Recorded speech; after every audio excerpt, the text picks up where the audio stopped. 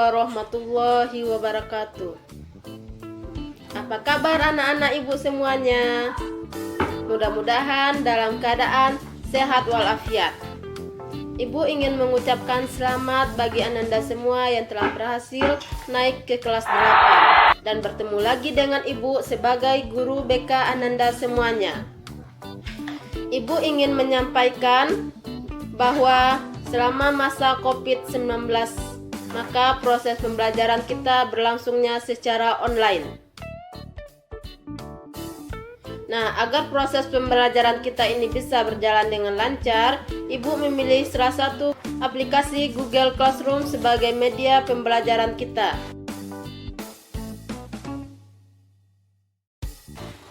Melalui Google Classroom ini, Ibu akan memberikan materi, arahan, dan tugas kepada Ananda semuanya setiap minggunya.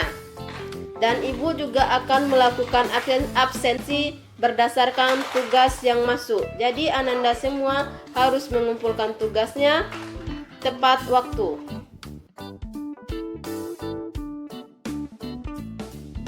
Oke, untuk layanan klasikal BK kita pada hari ini, Ibu memilih layanan informasi dengan judul Stay at Home with Study Be Happy. Nah, tentu kata-kata stay at home ini sudah sangat familiar di antara kita semua. Ibu ingin mulai materi Ibu dengan menjelaskan kenapa harus stay at home. Kenapa kita harus berada di rumah? Ayo, siapa yang tahu kenapa kita harus berada di rumah? Nah, di sana pasti sudah ada yang berpikir, kenapa ya kita harus belajar di rumah?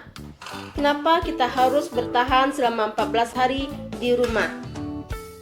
Nah, untuk materi ini Ibu akan menjelaskan sedikit untuk menyamakan persepsi kita. Walaupun Ananda semua mungkin sudah banyak mendapatkan informasi dari luar.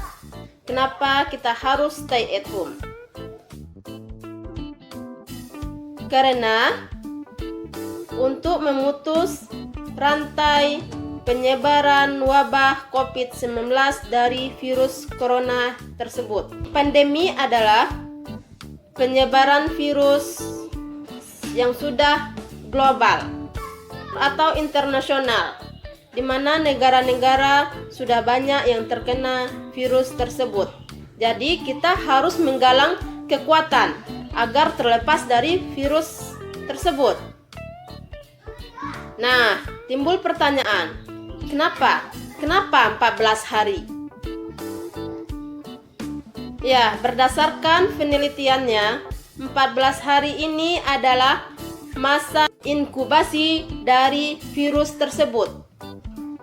Yang katanya jika kita mampu tidak berinteraksi dengan orang lain selama 14 hari tersebut, maka di dalam tubuh kita atau jika kita terjangkit oleh virus tersebut, terkena oleh virus tersebut, atau kita karier.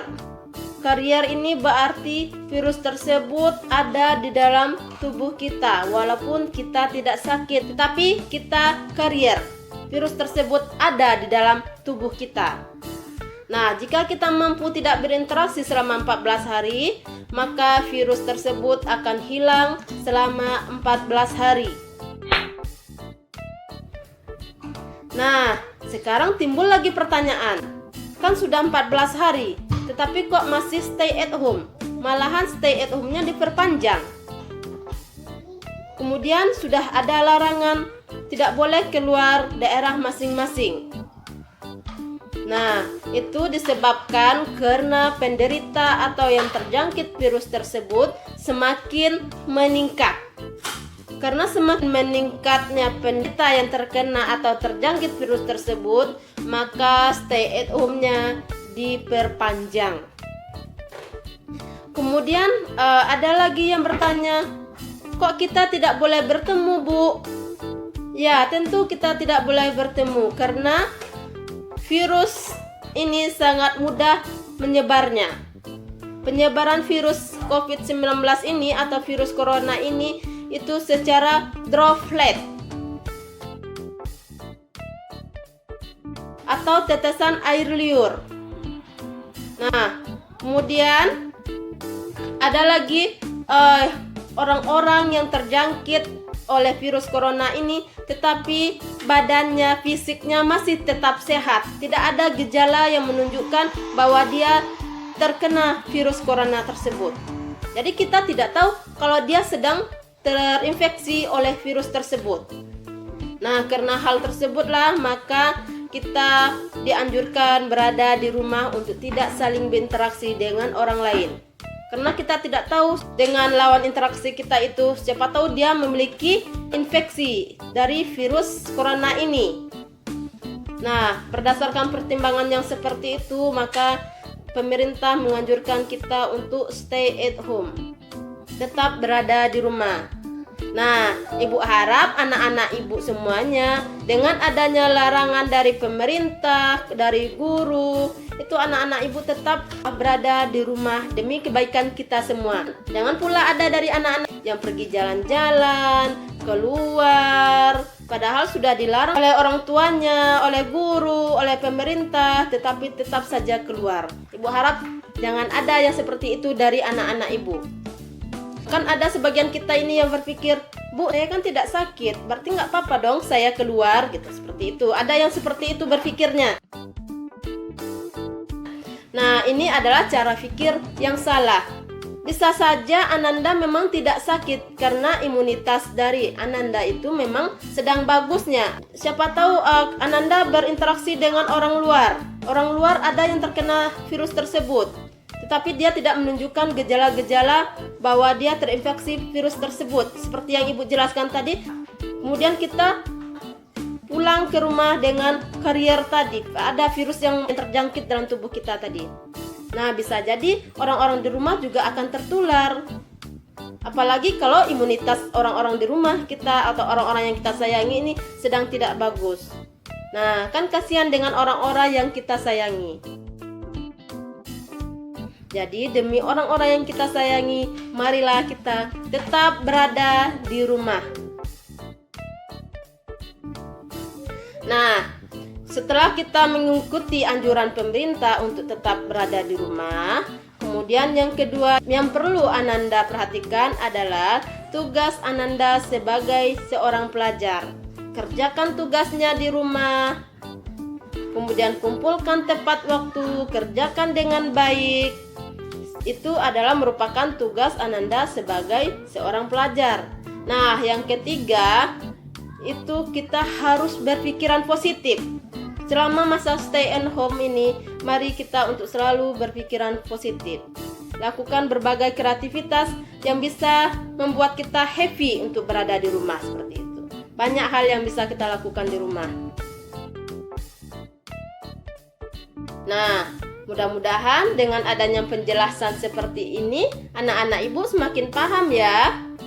Dan yang terpenting, anak-anak ibu menjadi lebih paham harus bersikap seperti apa selama stay at home ini, agar kita semua bisa terlepas dari COVID-19 ini. Ini adalah materi kita untuk minggu ini.